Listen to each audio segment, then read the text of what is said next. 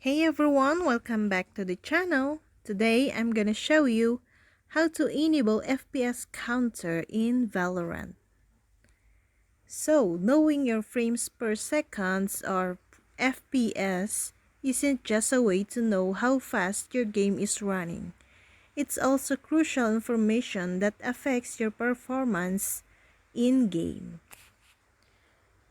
Enabling the FPS counter in Valorant is actually quite easy. Just follow these steps. First, you need to launch Valorant and go to the main menu. Second, open up the settings menu. Third, go to video and stats. And the fourth, find the client FPS option and enable text only, graph only, or show both. So this is the way to see the FPS counter in Valorant.